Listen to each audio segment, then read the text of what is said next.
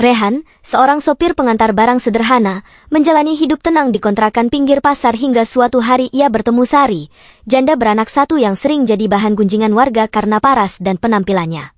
Di balik image janda bohai yang melekat padanya, Rehan menemukan sosok perempuan tangguh yang memikul beban masa lalu penuh luka.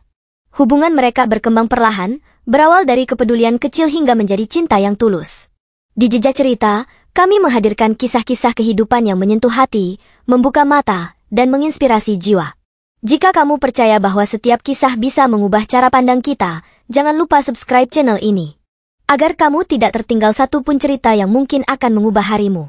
Klik tombol subscribe sekarang, dan mari melangkah bersama di setiap jejak cerita.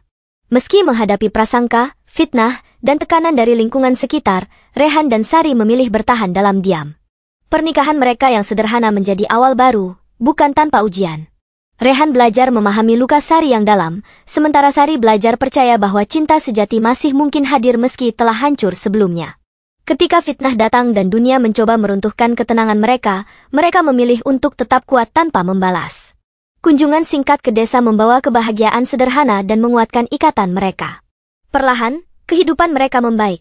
Reputasi Sari mulai pulih, Rafa, anak Sari, mengakui Rehan sebagai ayahnya, dan cinta mereka tumbuh semakin kokoh. Ini adalah kisah tentang mencintai bukan karena kesempurnaan, tapi karena ketulusan untuk menerima luka dan berjalan bersama menyembuhkannya. Sebuah kemenangan bukan atas dunia, melainkan atas masa lalu yang gelap, dengan cinta sebagai penuntunnya. Pertemuan tak terduga. Namaku Rehan. Usia 27 tahun.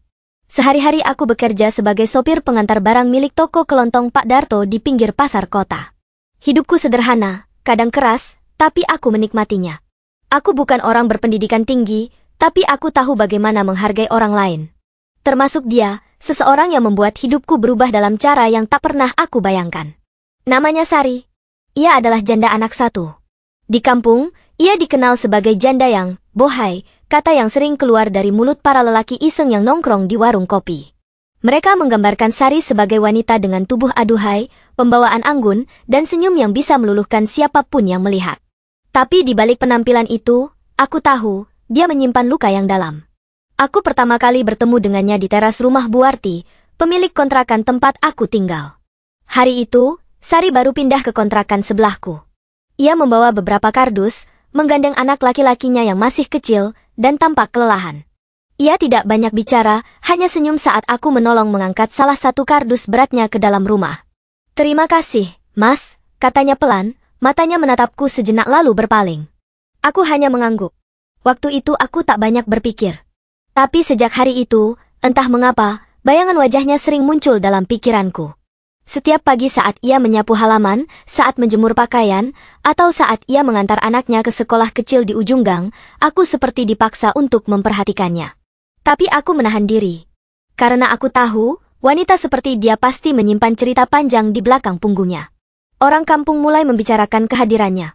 Ibu-ibu tetangga mulai membanding-bandingkan, ada yang iri, ada yang curiga. Janda itu kok pakai lipstik tiap hari? Bisik mereka. Masak baru pindah, sudah sering beli lauk mahal? Tambah yang lain. Aku hanya diam. Aku tahu bagaimana rasanya dinilai hanya dari tampilan luar. Dulu aku pernah dituduh maling karena wajahku dianggap seperti preman. Padahal saat itu aku hanya menolong nenek tua yang kehilangan dompet. Jadi ketika orang-orang mulai menilai Sari tanpa mengenalnya, hatiku terusik. Sari sendiri tetap tenang. Ia tidak membalas gunjingan dengan amarah. Ia hanya sibuk mengurus anak, bekerja sebagai penjahit rumahan, dan kadang membantu Buarti membersihkan halaman. Ia menjaga jarak, tapi juga tidak sombong. Dan justru sikap itu yang membuatku makin tertarik. Suatu hari, aku mendapati anaknya, Rafa, menangis di depan rumah. Rupanya ia terjatuh saat bermain sepeda dan lututnya berdarah. Sari sedang keluar membeli benang di pasar. Aku langsung membawanya masuk ke rumah, mencuci lukanya, dan menempelkan plester seadanya. Ketika Sari pulang, ia panik. Tapi begitu tahu aku sudah menolong, ia menarik napas panjang dan berkata lirih, "Maaf, saya merepotkan, Mas Rehan." Sejak saat itu, hubungan kami perlahan berubah. Ia mulai menyapaku duluan. Kadang menitipkan Rafa jika ia harus ke pasar. Lalu berlanjut jadi ngobrol di teras, saling bercerita soal masa lalu, tentang kehilangan, tentang rasa takut, dan tentang harapan yang ingin dibangun kembali. Aku tahu Sari bukan perempuan biasa. Ia pernah disakiti. Suaminya dahulu pergi bersama wanita lain, meninggalkan utang, dan rumah yang hampir disita. Ia berjuang sendiri membesarkan anaknya. Dan di balik semua itu, ia tetap menjaga harga dirinya. Saat aku menyatakan perasaan padanya, ia tidak langsung menjawab. Ia hanya menatapku lama, lalu berkata, "Kamu yakin mau menikahi janda dengan anak, Mas Rehan? Hidupku tidak ringan. Aku tidak secantik yang kamu kira. Aku bukan pilihan banyak orang." Aku menatap matanya dalam-dalam. Aku nggak mencari wanita sempurna, Sari. Aku hanya ingin punya seseorang yang bisa aku lindungi dan aku cintai sepenuh hati. Dan aku ingin kamu. Air mata menetes di pipinya saat itu. Tapi bukan air mata sedih. Melainkan air mata lega, seperti seseorang yang akhirnya merasa didengar dan diterima. Namun kebahagiaan kami tidak mudah diterima orang lain. Kabar pertunangan kami menyebar cepat. Banyak yang mencibir, "Masa sopir nikahi janda bohai? Pasti ada maunya." Ada pula yang bilang aku lelaki tak tahu diri, menggoda janda yang seharusnya disisihkan karena masa lalunya. Aku dan Sari memilih diam. Kami tidak membalas. Kami tahu cinta yang kami bangun bukan untuk pamer. Tapi untuk hidup bersama, saling menambal luka, dan menatap masa depan dengan penuh harapan. Pernikahan kami akhirnya digelar sederhana di musala kecil dekat rumah. Hanya beberapa orang yang hadir. Tapi itu cukup. Karena yang penting bukan banyaknya tamu, melainkan ketulusan yang hadir di hari sakral itu. Dan sejak hari itu, aku tahu hidupku tidak akan pernah sama lagi. Awal menjadi suami janda. Hari-hari setelah pernikahan kami berjalan seperti pagi yang tenang setelah hujan deras. Tak ada pesta besar, tak ada bulan madu mewah. Tapi setiap pagi aku bangun dengan senyum, melihat Sari menyeduh teh, rambutnya disanggul sederhana, dengan Rafa yang merengek minta sarapan. Rumah kontrakan kami kecil, tapi terasa hangat. Menjadi suami dari seorang janda bukan hal mudah. Banyak hal yang harus aku pelajari. Sari terbiasa mengurus semuanya sendiri. Ia jarang meminta bantuan. Bahkan saat aku berinisiatif memperbaiki kompor rusak, ia sempat menolak, "Nggak usah repot, Mas. Saya bisa." Aku tahu itu bukan penolakan. Itu pertahanan. Bertahun-tahun ia hidup dengan rasa tak percaya, dibentuk oleh masa lalu yang terus menggoreskan luka. Maka aku tak banyak berkata-kata. Aku hanya hadir, perlahan, konsisten. Membuatnya tahu bahwa aku bukan bayangan masa lalu, tapi teman untuk masa depan. Rafa pun butuh waktu. Ia memanggilku, "Om," cukup lama, sebelum akhirnya dengan malu-malu menyebutku, "Ayah," suatu pagi, saat aku mengantar dia ke sekolah. Saat itu, hatiku seperti diangkat ke langit. Pelan, tapi pasti, aku bukan lagi orang luar bagi mereka. Namun dunia luar tetap bicara lain. Tetangga makin berani mencibir terang-terangan. Di warung, mereka membahas kami sambil mengadu kopi. Rehan itu pasti dikendalikan. Jandanya pintar memikat. Aku dengar semua itu. Tapi aku memilih tak membalas. Karena aku tahu, cinta kami bukan sesuatu yang bisa dijelaskan kepada hati yang sudah lebih dulu dipenuhi prasangka. Luka yang belum sembuh. 3 bulan pernikahan kami diuji oleh luka lama yang belum pulih. Suatu malam, aku mendapati Sari menangis sendiri di kamar. Aku duduk di lantai, tak berkata apa-apa. Hanya menemaninya. Lalu ia bercerita tentang mantan suaminya yang sempat kembali, mengetuk pintu rumah mereka dulu, meminta maaf tapi juga menawarkan cinta palsu. Sari menolaknya, tapi bayangannya tetap mengejar. "Aku takut, Mas. Aku takut kamu akan berubah. Bahwa semua ini hanya sementara," ujarnya lirih. Aku menarik napas panjang. Rasa sakit yang ia pendam menetes pelan lewat matanya. Aku ingin membantunya membasuh luka itu. Tapi aku tahu, bukan kata-kata manis yang ia butuhkan. Yang ia butuhkan adalah waktu.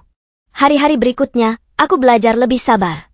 Tak hanya sebagai suami, tapi juga sebagai pelindung bagi dua hati yang sempat terluka. Aku tak menuntut lebih. Cukup ada ruang kecil di hati mereka yang bisa aku isi dengan kehadiran dan kesungguhan. Fitnah dan ujian. Musim hujan datang bersama kabar buruk. Seseorang menyebarkan gosip bahwa Sari berselingkuh dengan pelanggan jahitannya. Foto buram dari sudut warung dijadikan bukti. Padahal itu hanyalah momen ia menyerahkan pakaian kepada seorang lelaki tua yang kebetulan memegang tangannya karena terpeleset. Fitnah menyebar seperti api. Buarti sempat menegur kami, menyarankan agar kami menjaga sikap. Aku marah, tapi Sari hanya diam. Ia hanya berkata, "Kalau kita bereaksi seperti yang mereka mau, berarti kita kalah." Hari itu aku merasa gagal sebagai suami. Bukan karena aku tak percaya padanya, tapi karena aku tak bisa menghentikan dunia yang terus melempar batu ke arah perempuan yang kucintai. Namun Sari tetap tenang, seperti batu karang di tengah ombak. Ia terus menjahit, terus mengantar Rafa sekolah, seolah tak terjadi apa-apa. Tapi aku tahu, di dalam dirinya, ada sesuatu yang perlahan retak. Cinta dalam kesederhanaan. Agar Sari tidak larut dalam tekanan, aku mengajaknya ke rumah orang tuaku di desa. Di sana, kami hidup lebih tenang, meski hanya beberapa hari. Ibuku menyambut hangat, adik-adikku bermain dengan Rafa, dan kami bisa duduk di beranda rumah kayu, menikmati teh tanpa harus mendengar gunjingan tetangga. Di desa itu, aku melihat Sari tertawa lepas. Ia bermain dengan ayam, menanak nasi pakai tungku, dan tertawa geli saat dikejar kambing kecil milik tetanggaku. Aku melihat sosok yang selama ini tersembunyi di balik luka dan ketakutan. Aku melihat perempuan yang ingin hidup sederhana, tapi penuh makna. "Mas," katanya saat kami duduk di pinggir sawah, "aku bahagia." Kalimat itu pendek. Tapi bagiku, cukup untuk mengganti semua rasa sakit dan lelah selama ini.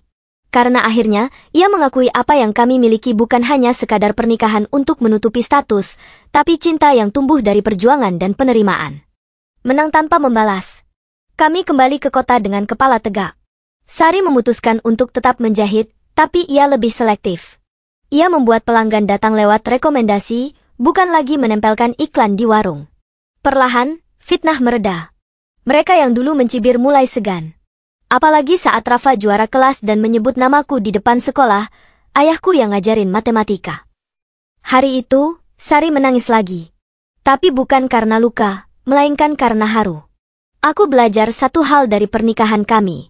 Kadang, cinta bukan soal seberapa besar kita mencintai, tapi seberapa kuat kita bertahan untuk tetap mencintai saat dunia menyuruh kita menyerah. Sari bukan sekadar janda bohai seperti yang orang bilang.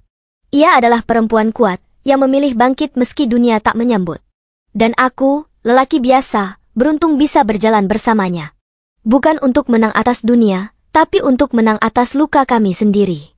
Terima kasih telah menelusuri kisah ini bersama kami. Sebelum video ini berakhir, kami ucapkan terima kasih untuk kamu yang sudah menonton sampai akhir. Jangan lupa klik subscribe, nyalakan lonceng notifikasi, dan bagikan video ini jika pemberitaan kisah ini layak didengar banyak orang. Semoga kamu dan keluarga selalu diberi kesehatan, dimudahkan dalam setiap langkah, dan dikuatkan dalam menghadapi setiap ujian hidup. Sampai jumpa di cerita berikutnya, di Jejak Cerita, karena setiap langkah menyimpan kisah.